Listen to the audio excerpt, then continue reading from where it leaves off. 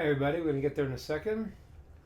Okay, we're just setting up, welcoming everybody here. We're going public, and that should be that, and we are good to go. Okay, I hope we're being seen, and if you are there, please identify yourself. Hello. Okay. So let's just wait a couple minutes to see people get here. Victor's good. Victor's here. It's all good, Rabbi. We can hear and see you fine. I'm glad you can hear me and see me fine, Victor. It's very nice. Victor, however, it says cannot find supporting channels enabled. So Victor, who is now observing from the stands, I want to just tell you, Victor, it says on my computer can't find supported channels enabled dashboard. So whatever that means, Victor, maybe you could figure it out and you could tell us. Okay, so we're going to talk tonight about a number of things, and we'll see who joins us. Probably people are having their 4th of July celebrations, and that is wonderful. But we don't want to not to have. Good to see you. No, we can't nullify Torah learning. Good to see you, Jay, and Ayelet. So I said, even though people have their 4th of July celebrations, good to see you, William. We can't nullify Torah learning. Torah learning is what the world stands on. So we're going to continue with this. So I want to talk about tonight about a number of things. We'll talk about the weekly Torah portion. We'll get to that. And I think we should talk a little about the 4th of July, which is today. And it was very significant this year because the 4th of July also fell out on the new moon of Tammuz. Okay, today in the Jewish calendar is the new month of Tammuz. And the month of Tammuz is a challenging month for Jewish people. And, I'm going to share a little bit about that because I just kind of feel we need to talk a little bit about the current situation. I heard yesterday an assessment that Iran could have a nuclear missile, God forbid, in the next 2 to 3 months with their present declaration of where they are going to be with their uranium supplies, their rich uranium. And so it kind of behooves us a little bit to think about that, especially as we come into this month of Tammuz. And I'll talk about a little bit about America also on the 4th of July. America right now, for those of you listening, you're all probably aware of this, is really sort of struggling for an identification of what America is. Really, President Trump it was very interesting, the slogan that he took, which is "Make America Great Again," and it came up with some interesting, responses to it, which was, I think it was Cuomo that said, "Well, America was never that great in the first place." And then you have, I'm sure you all heard this thing about the Nike sneakers. Now, all of a sudden, the American flag of independence is now a racist symbol of some bizarre reason. I don't know. But I think that there's really an important idea to understand this here. Oh, good. Okay, so good. So it's important thing to understand this over here, which is like if the idea of that President Trump, the slogan he had, "Make America Great Again," to those that said no, it was never that great in the first place, it really does underscore what is the battle in America right now. Really, is the battle are we taking where America came along and going further and furthering a good quality in America that was the inception of America, or alternatively is the view to revolution, basically revolution, saying no, that's what that was, now we want a new America. And that really is, if you understand, that really is kind of at the heart of of the battle that's going on right now. And so I wanted to try to think about it a little bit in terms of America's role, and and our hopes that America will continue to choose right on their side of right and wrong. Because if you see what's going on right now, there's a whole thrust of people in America who are becoming anti-Israel, becoming anti-Jewish, and espousing different ideas that are so contrary to I guess to what America was built on, in the sense that America, one of the founding concepts was it was built on what they would call certain biblical ideas, and that was clear that's even though the founding fathers of America created the ability to have people having different religions, but at the same time there was certain rights or understandings that people were endowed by their creator. There's no creator, there was a different view. So this is really important right now because it really is a battle for the heart of America. Now, where does this play out? It plays out right now in the month of Tammuz. And that's why it's fascinating that kind of like this sort of fell out in the same day, in my mind, how it feels to me. Because the month of Tammuz is the month where the spies were sent to check out the land of Israel. This was last week's portion, but the spies were sent out in the beginning of Tammuz. Their trip is throughout the month of Tammuz, and then they come back during the 9th of Av, into the next month. But really, their mission it revolves around the month of Tammuz, and they were unsuccessful. Now, when you look at the different tribes of Israel, they say 12 tribes of Israel. We say there are 12 months of the year. That's not an accident. 12 is a very significant number. We've said many times how this works, and just to explain it to you here, you have a book, right? And the book has now, or any item is a three-dimensional item. It has 6 sides to it, okay? All three-dimensional objects. The object itself, which means what the goal is, what it's for, is called the 7th. That's called the Sabbath, Shabbos. 6 days of the week, 6 days a week, and then there's the 7th. So the world functions on the system of 7. That's the way this world functions. There's 7 colors in the rainbow, 7 notes in the scale, the 8th is already the octave. So there's the idea of 7. But when you see things expanding into its fullest way, if you count the lines in a three-dimensional object, right? You have 1 line, 2 lines, 3 lines, 4 lines, 5 lines. You count, right? You'll see there's 4 there's going to be the 4 here, 4 here, and 4 here. It comes out there is going to be 12 lines called alachsonim in the mystical writings that come out from every object. That's the expansion of the thing. Everything expands, starts out as 1, then it expands. You have this idea then, to 7, you have the idea to 12. That's why Jacob has 12 tribes. And that's why the number 1, which expands into 12, together, that 13, number 13, is the numerical value in Hebrew of the word echad. Echad is oneness. So 13 already takes the root of the thing, it expands into 12 expansions, and when you put it all together, it comes back to its root. That's called 1 echad, to the numerical value of 13. So there are 12 tribes. There are 12 months of the year, and every tribe parallels a month. The month of Tammuz that we're in right now was the month that the spies went to the land of Israel. It parallels the tribe of Reuven.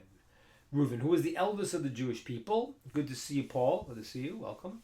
And Reuven was the oldest of the Jewish people, and he really was supposed to be the firstborn and potentially have certain greatness that was set aside for him. And Reuven, with all of his greatness, which he certainly had, he did not come to fruition. There were certain things that he lost in the process. The famous thing that he did wrong was that, and this was the thing that caused his demotion, if you will, is that Reuven always had a certain jealousy that in the Jacob had 4 wives. He had Rachel, which is the wife he wanted to marry. Ended up he got switched, and he ended up getting Leah. And he also loved Leah, but he was going to just marry Rachel. And then in the famous story, the father switched him, and he ended up giving him Leah first.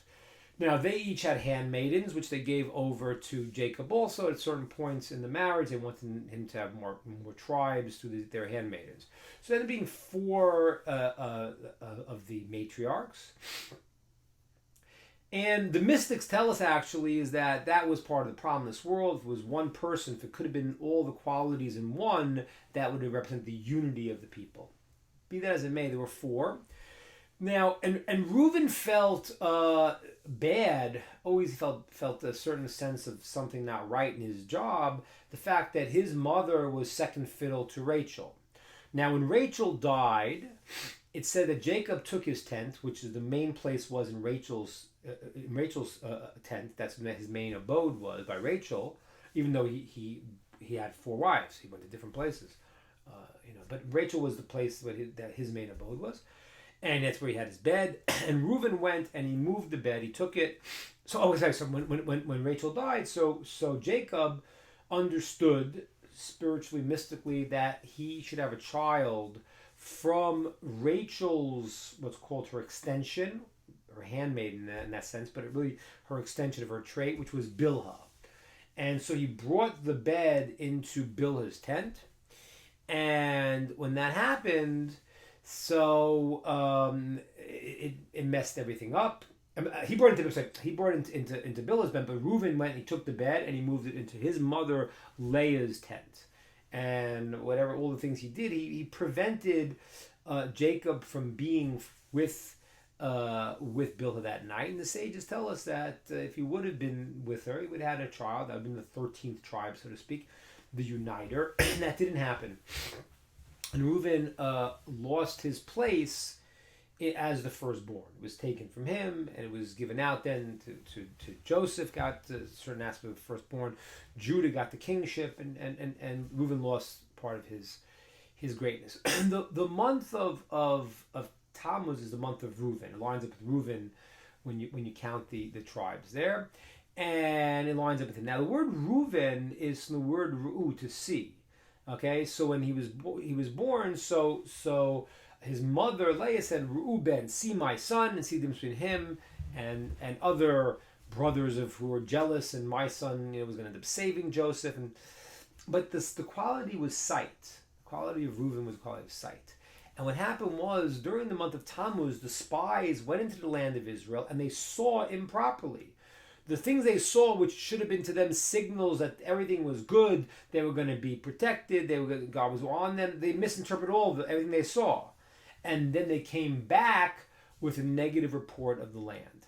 And so therefore, this month of Reuben, of Tammuz, and the next month of Av, when the temple was destroyed, is considered the month of Shimon.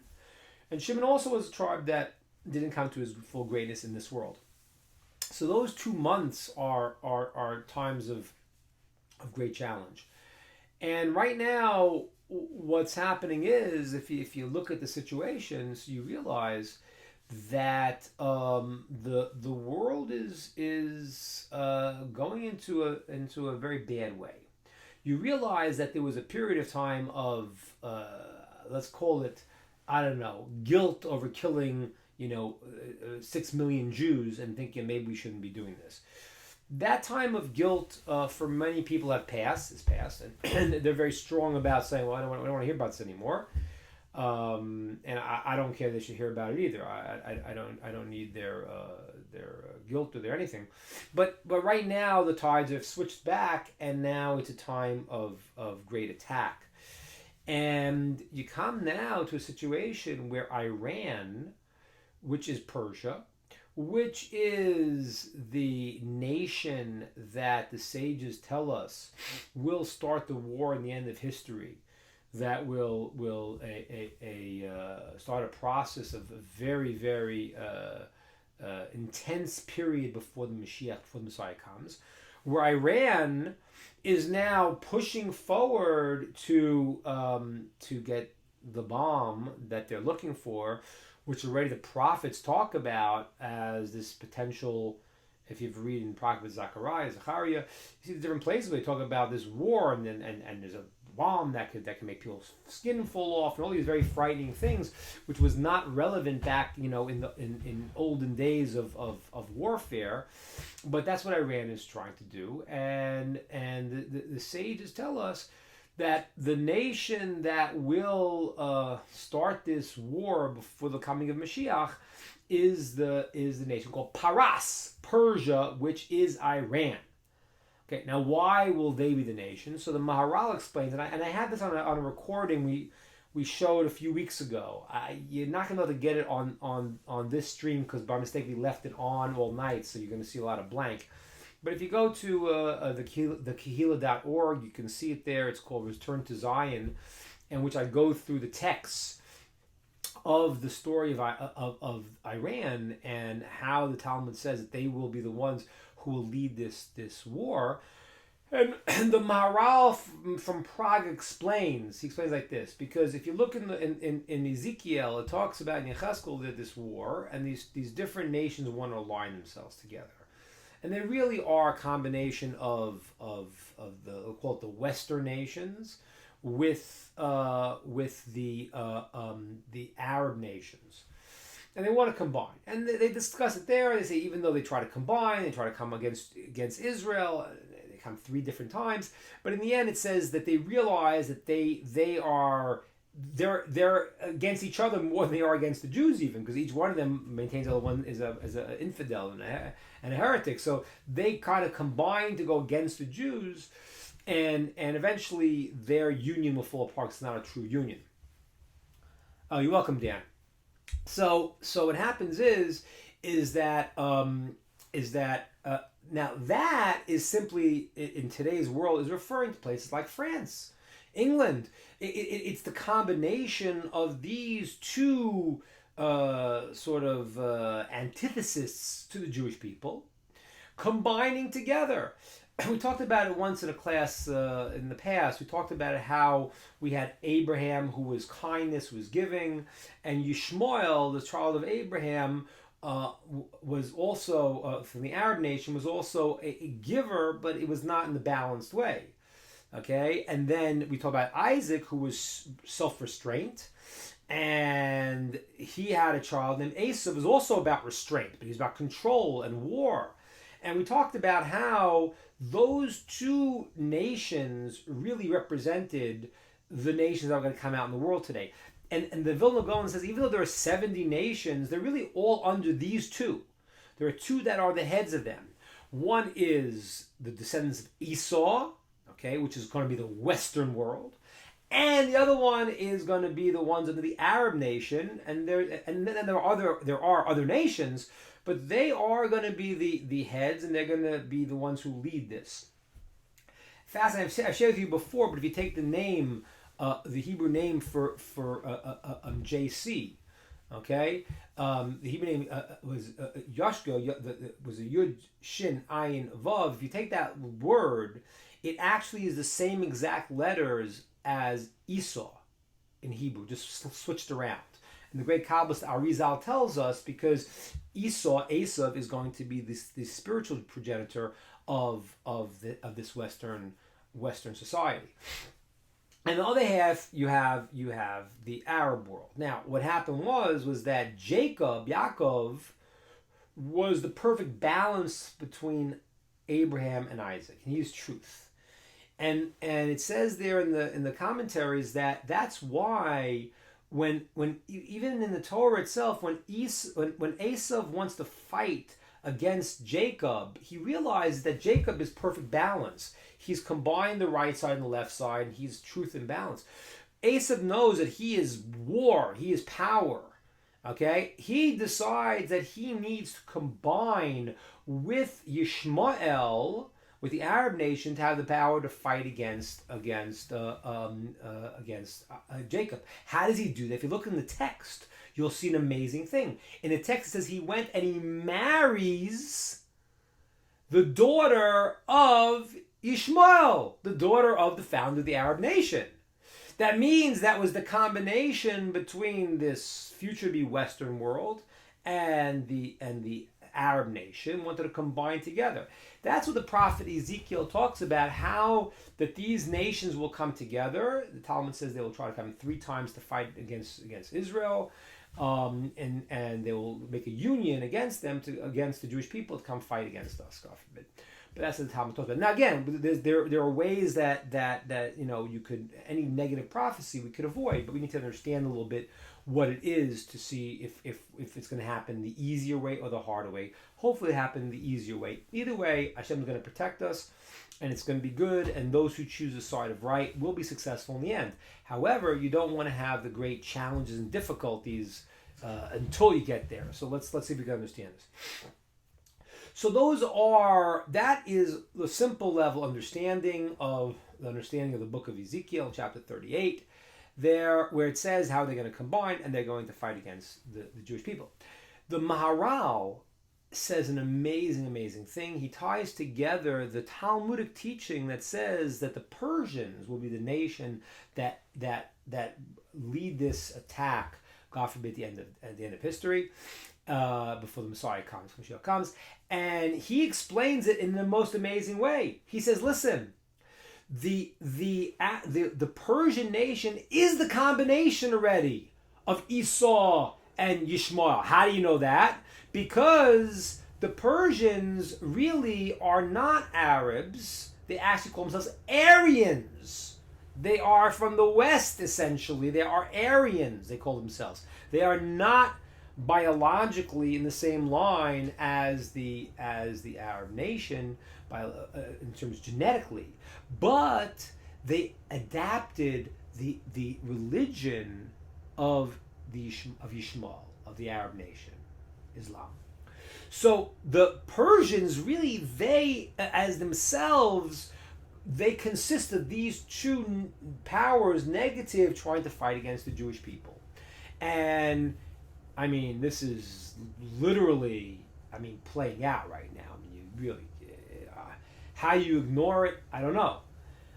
What you say about people who do not understand what Iran's goals are, I think there's only 2 ways to understand it. Either they're very naive, and they don't really understand what's going on, or they deep down, whether it's conscious or unconscious, I don't know, they have themselves nefarious intent, and they're like, if you give them a bomb, they'll have their place. They'll be able to change the world dynamic. That's kind of the belief.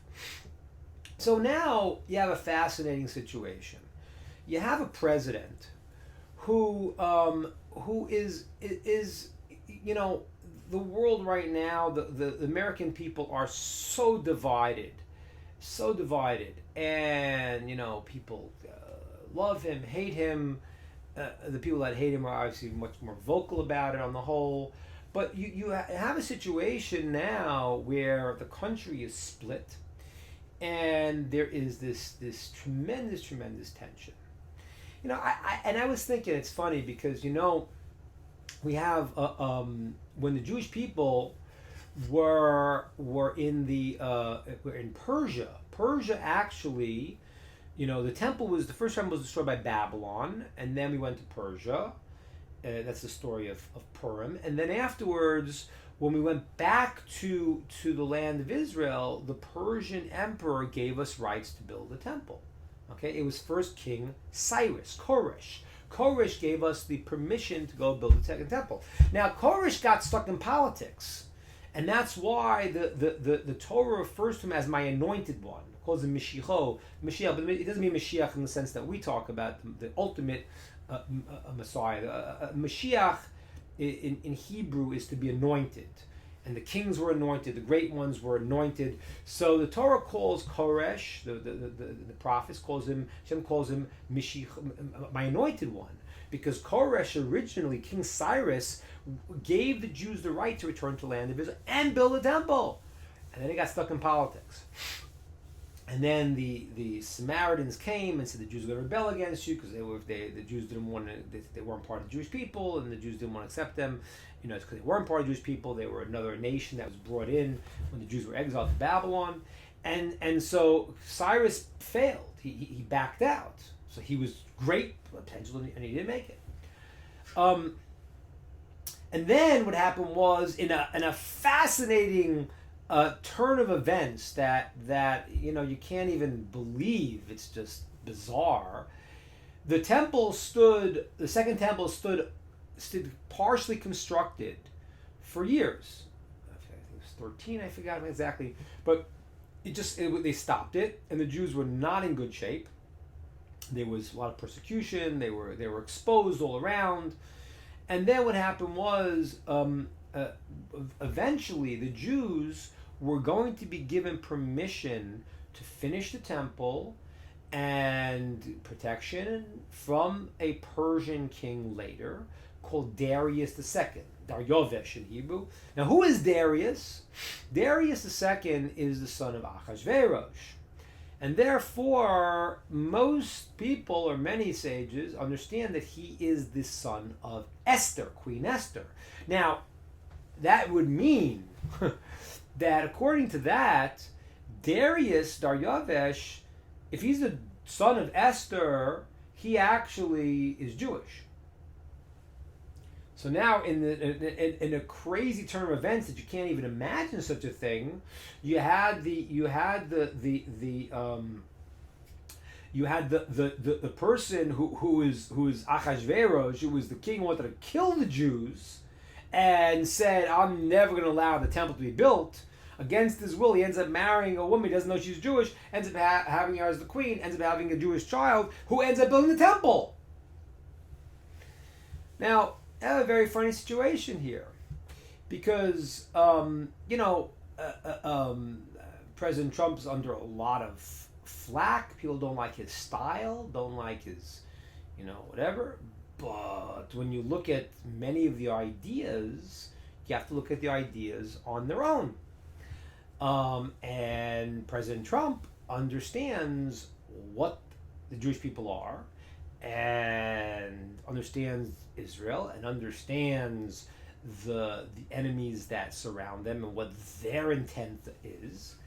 And you have to pray that he keeps strong in terms of a vision to be like a modern day Koresh. That's what you have to hope for. Entering into Israeli politics is a tough one. The peace plan is a very difficult thing, and the reason why it's so difficult is because practically peace, the ultimate peace is going to come with the Mashiach, with the coming of the Messiah, and it's going to be a time of clarity because people don't understand the roots of the conflict. The roots of the conflict are not really land. That's not really what the conflict. The roots of conflict is that in the Quran, it instead of talking about the Akedas Yitzchak, the binding of Isaac, that Abraham brought Isaac up as an offering, they have a different version. That Abraham brought up Yishmael.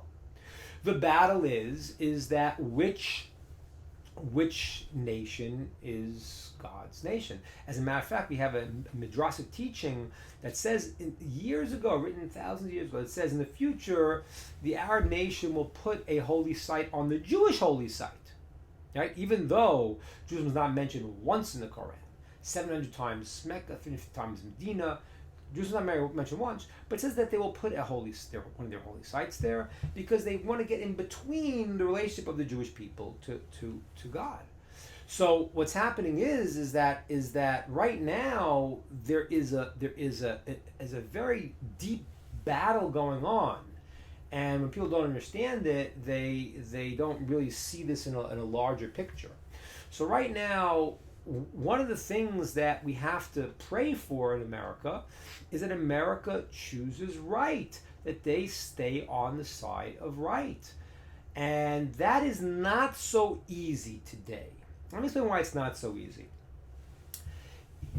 As I started out before, I started saying to you that the concept of the slogan to make America great again, the concept of that slogan, as opposed to wasn't that great in the first place, really kind of hits on certain ideas. Now, Was America ever perfect? No, no, it wasn't ever perfect, and probably won't be perfect because it's a man-made system, and it has pluses and it has minuses, and it has things that are but it really, as far as a man-made system, created probably the greatest nation, so besides from the ancient Jewish nation, but it created that, and it introduced concepts of tolerance, and which is very, very different. Now, the problem you have today is if you realize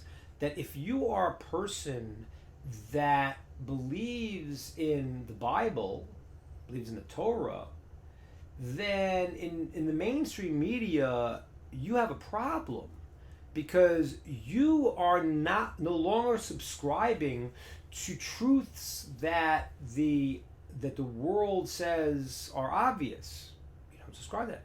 Of course, you could be a loving, as you talk about once, a loving, patient person. You should be, but you have your beliefs, and you believe this is right and this is wrong, and that does not necessarily any longer jive with the world's view of things. Okay, I got blurry for some reason. Okay, now I get better. Okay, so right now, what's happening is that you have a situation where Iran is pushing for a nuclear bomb, and those that support it, I said, either they are naive or they have a different world order in mind, whether consciously or unconsciously. When you hate something that's good, you hate goodness, okay? And a person who feels, no, what do these Jews represent? What do they want? And they might not even know consciously. They might, unfortunately, get into a belief of a stereotype and get sucked into something. But they understand in a certain place what Hitler understood. What did Hitler understand? Hitler wrote in Mein Kampf, he wrote that the Jews put two scars on the world. One was the scar of the body, called the circumcision, and one was the scar of the mind, which was called a conscience, a moral conscience. That's what Hitler wrote in Mein Kampf. He understood there was an idea of standing up for what is right and what is wrong, what is moral and not moral. Now, how do I know? I don't know that I know. I don't know that I, myself, or any other human being is so smart that he could figure out what is right and wrong. But we do know, because we do have a Torah, that God did give us the Bible, the Torah, to be able to understand what's right and wrong, and that's how we function.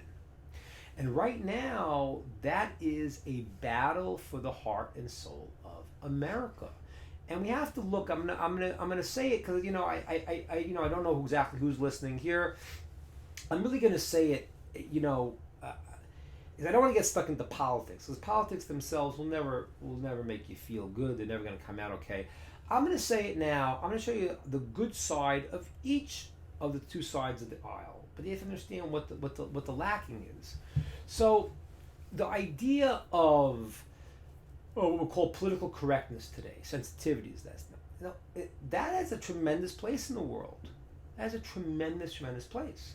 And I think that is something that we'll call, for lack of better terms, the left wing it has made as the centerpiece of patience, tolerance, love. Okay, but if you take the idea and you start to misunderstand it, misuse it, it can become very problematic. So from the beginning, I say, listen, you know what?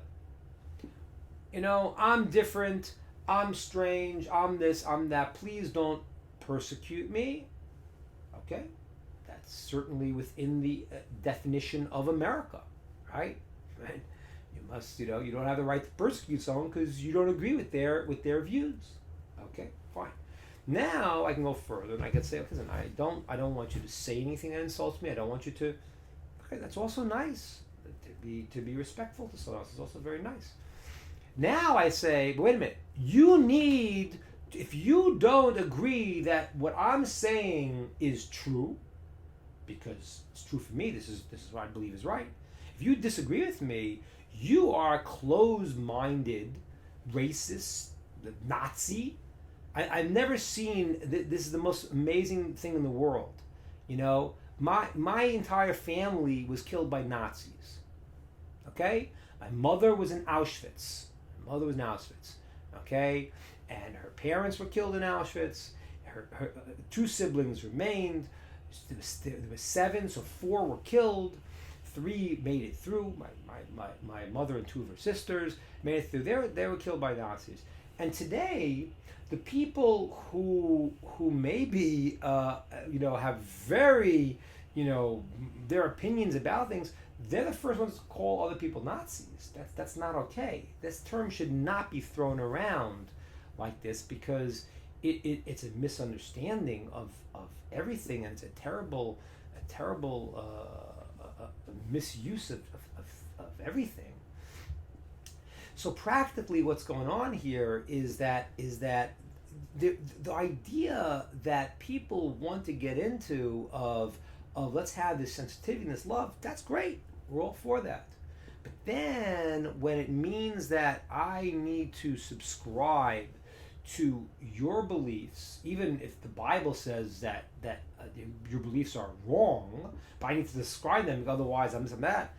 That was not what America ever said, and that's not what human beings could do. Human beings have to think what they believe. So the two sides of the aisle right now have to understand that. The unfortunately, the way people get stuck right now is that they don't like the form, they don't like the tone, this and that. They'll sometimes miss the message itself. But that's what we're up to right now. So today again is July the 4th. It's the day that America was founded.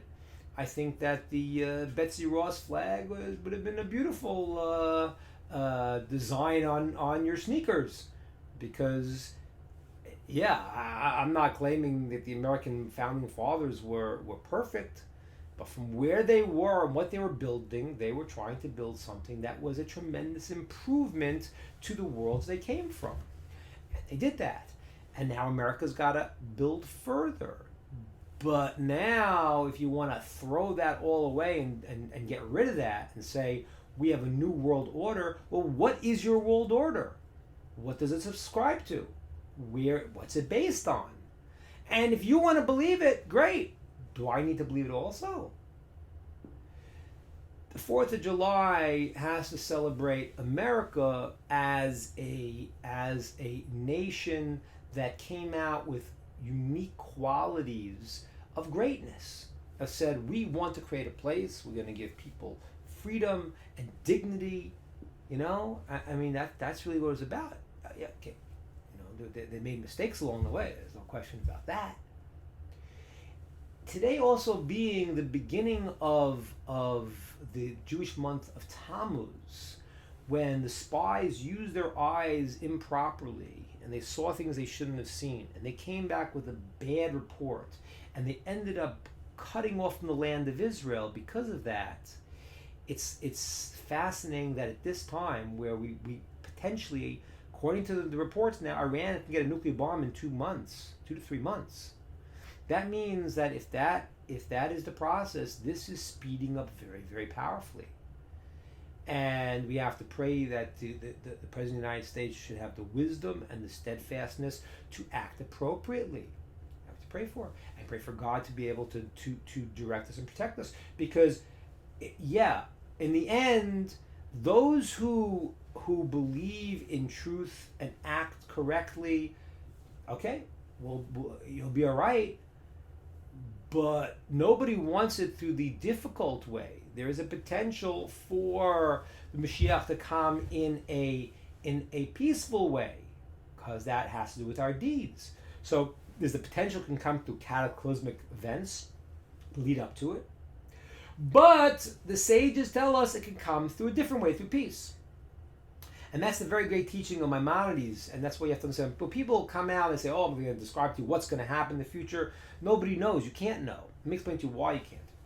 Maimonides says that when the Mashiach comes in the end, the Messiah comes in the end, you look back at all the prophecies and it'll make perfect sense. You'll see it all. But when you're living in it, you can't see it. Now, why not? Let me explain to you why not philosophically. Philosophically, it can't be the case because philosophically, we have free will.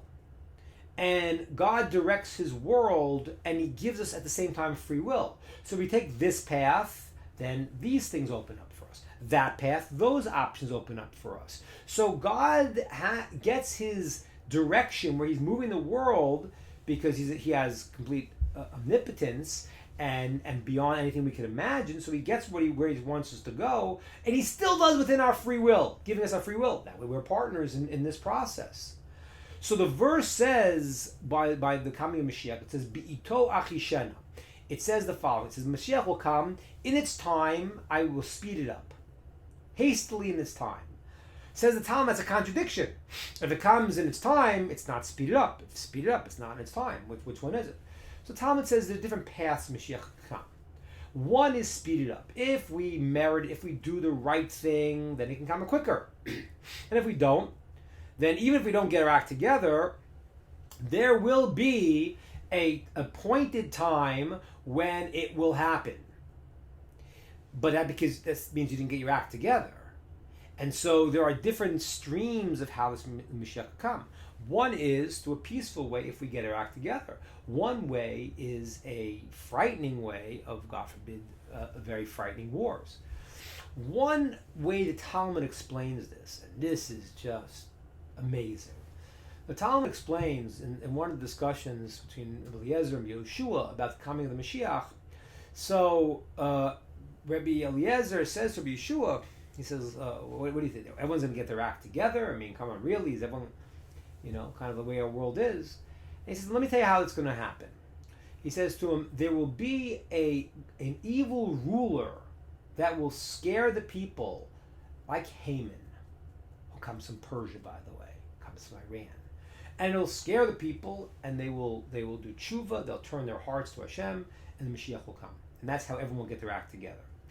So let's not wait for the last second, everybody, because it's speeding up very, very quickly.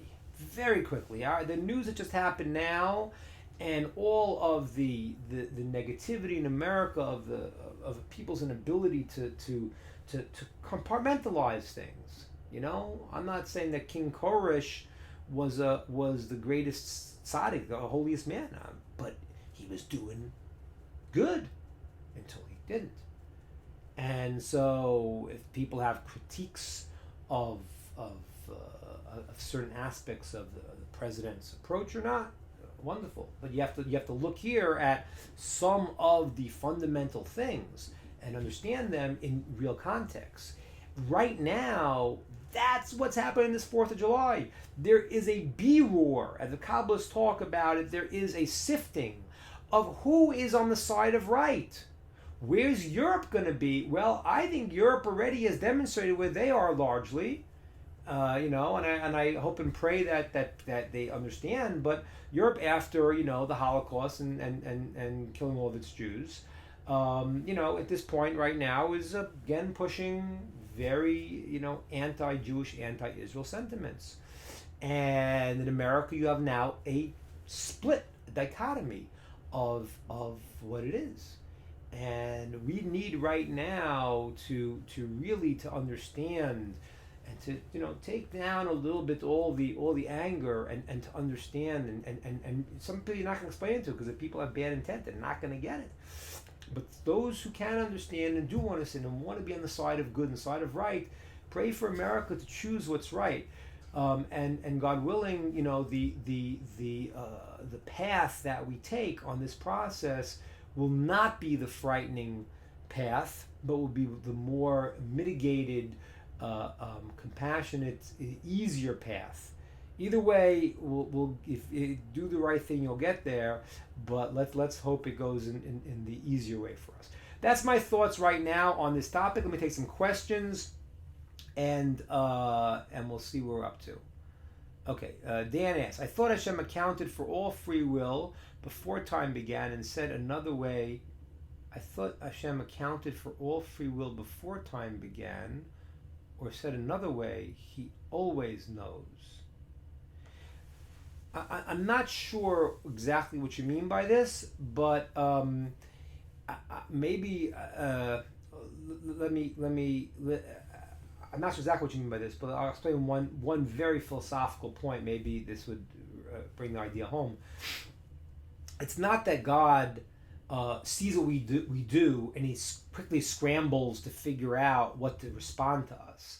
That's a misunderstanding. That would mean that God forbid, changes anyway. He doesn't change anyway. But God understands in his knowledge we can't understand of every possibility in every way, and he directs the world even within our free will. So we have free will. We do what we decide to do to the degree that God lets us do it. We're totally free to decide what we want to do. Some things he might not let come to fruition. Okay, it doesn't mean because you want to do something you'll be able to do it. You decide, and you're responsible for the decision you make to bring it into action. If God prevents it, he prevents it. But even when you do what you want to do, you are still not going to go against God's will. That's not going to happen. So I give the example in my book the example I made up, which is I give you the following example. Let's say imagine you had a governor of a town, and he wanted to increase the economy in the town, and he took 3 people and he gave them 3 plots of land. One took their land and they planted fruits and vegetables and did farming. Great, wonderful.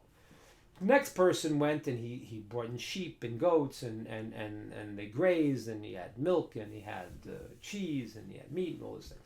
The third guy says, listen, I don't want to follow this governor. I don't want to help this town. He takes a pickaxe, starts trashing the ground. So now he'll get punished because he did not do what he's supposed to do. But if the governor was omnipotent and powerful in every way, he would set it up that where the guy is hitting is an oil field, and he strikes oil, and it'll make the town grow, help the economy, even though this guy will not get reward for it because his intent was bad. That's the same thing here. We have free will. We do what we do, but God's omnipotence, which is we can't understand. We don't understand God's knowledge in any way. Maimonides writes, he is the knowledge, he is the knowing. You can't understand in any way. But Hashem directs the world to exactly where he wants to go and lets us have free will at the same time. I hope that answered a little bit. Okay, good. Let's see what else we got here. We got a bunch of our mains. Dan said that around the time you were talking about the Moshiach can come about through a few paths. I'm not sure if that helps you. Oh, I see. I see. Okay, fine. Yeah. All right. Any other questions, ideas, or thoughts? I did say we're going to talk about the parsha, so I'll say something quickly about the parsha. But if anyone wants to just touch base about anything we talked about, Iran, talk about America, and being on the side that they should be on, and hopefully encouraging other Americans to be on the side of right. Okay, yeah, you're welcome, Dan. Very good. All right, let's say I just have a couple of minutes. I'll say one. We'll say one thought about the parsha. Maybe I'll say a thought that's connected with this also. So. You have actually. There's one thought about this week's Torah portion, which really connects to this. It's actually perfect. This is the story of Korach. Korach was the guy who he was a Levite. He was brilliant. He was one of the smartest, most powerful, spiritual people. He was also one of the wealthiest guys. And he, we know, on a personal level, was jealous because God did not choose him to be one of the leaders, and he was skipped over, and he was jealous of this, and he created an entire movement challenging Moshe and Aaron, saying Moshe's, has nepotism, he's giving it to his brother, and he gives it. So that's what Korach did. Now, Korach.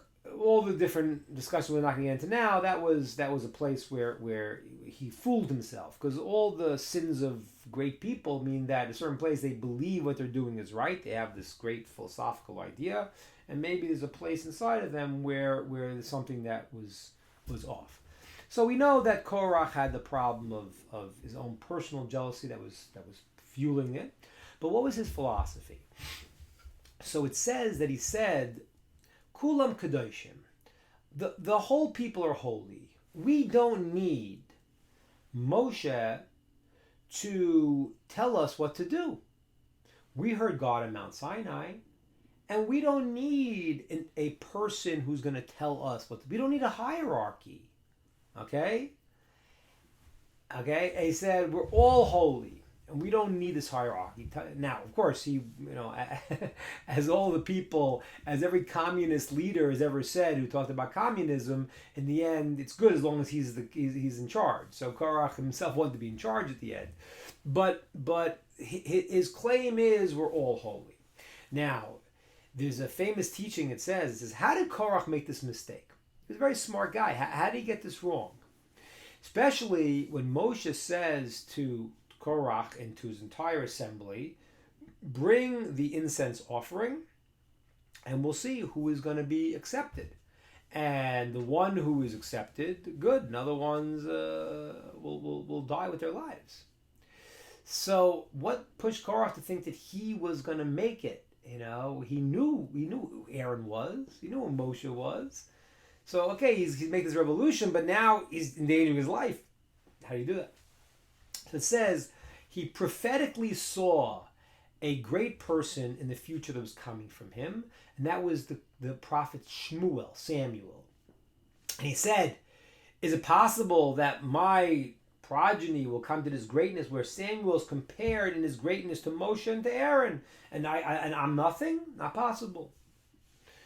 So he said, I'll be okay. I have the power of Samuel in my loins. It's a very fascinating thing. Samuel had a similar claim to Korach, but in the right time, in the right way. What was Samuel's claim? When the people came to Samuel and said, we want a king, he said, what are you doing? God's your king. There's not a time for a king right now. You're living in a reality that you don't need a king, because in the time of the judges, whenever you did the right thing, Hashem will come and save you. You didn't need that. Hashem was your king. And he thereby rejected a certain approach of a hierarchy. And Korach took that.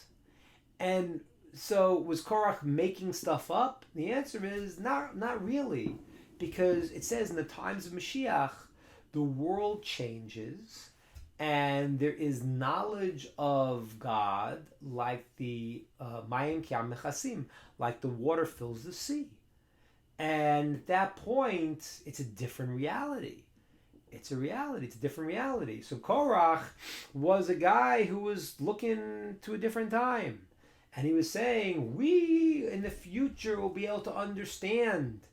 But that wasn't the way the world is now. There is a hierarchy. And if you try to say, well, there is no boundaries, let's take the money from the rich, give it to the poor, then what happens is there's no boundaries, there's no world anymore. But as I said to you also before, in a certain place, even Korach, even the people who have some crazy ideas, a lot of times it comes from a place where they sense something good. And they build it, but if they don't build in the right way, it's very terrible. So if you sense, yes, you want to be able to see the greatness in people, even people that you don't agree with, that's wonderful, that's great, it's amazing. And if you understand that at some point in history, we want everyone to be able to have everything, that's true, that's times of Mashiach. But if you go in a world where we're supposed to have now a hierarchy, there are not a caste system, but however that works out, some people are born smart, some people are less smart. But why? Is that fair? And by the way, this is a very strong point of the left, which is that if you believe in God and you say, well, this person's born smarter, this person's less smart, this person has more money, less money, how is that fair? So if you say, because everything in life is your challenge and your ability to grow. As the sages tell us, a guy who's poor, he has to be careful not to steal. A guy who's rich has to be careful not to become haughty. A guy who's smart, they get haughty. Everyone has their challenges. Yeah, everyone wants, what they call the easier challenge, but you don't know which challenges are easier. Everyone has their challenge. That's only in a world of work where there are different stations, there are different challenges. You have yours and I have mine. And Korach is talking about this ideal time of Mashiach. And everyone knows themselves. But before you get there, it's an aberration. You know, when I was a kid, I loved the song Imagine by John Lennon. But if you really listen to words, it's absurd. It's completely absurd. You know, what was, you know, I understand, you know, and John Lennon, you know, it was a very different approach than today. He was there, imagine, you know, this is something that, but today there's an idea that, if you listen to the words, you realize that no possessions? Okay, wonderful. Maybe in times of Mashiach, I understand that. But right now, every system of communism and socialism has not worked because there are borders, there are boundaries. And the sages tell us, you want to share your stuff, which what you should, that's great. But you need to respect other people's what they have. Once you say mine is yours and yours is mine, the Talmud says that's called a fool. That's called ignoramus. He doesn't understand the boundaries. No, other people's things are their things. And you must respect people's boundaries. And once you tear down all borders and all boundaries, and there's nothing anymore, just a continuum of whatever you want it to be, that is an aberration to an idea of a world that people want good, they want everyone to have. But Korach sends something.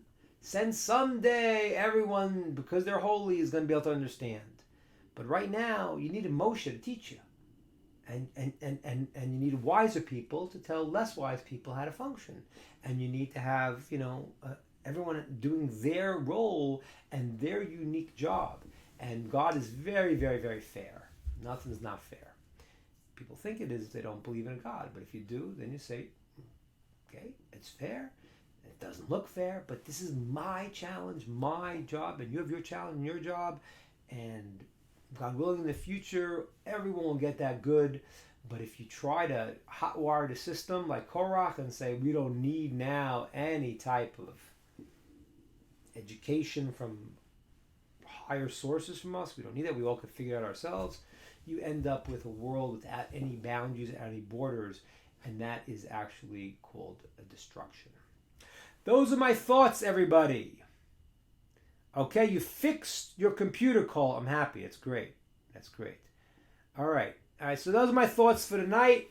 And we look forward to seeing you next week. We're going to switch, for part of the summer, I'm going to have recorded videos. Next week we'll still do live, but then for a few weeks we're going to have things on recorded videos. But we're going to keep our time, and we look forward to seeing you all next week. All the best, everyone. Take care. Bye. And now I have to figure out how to close this.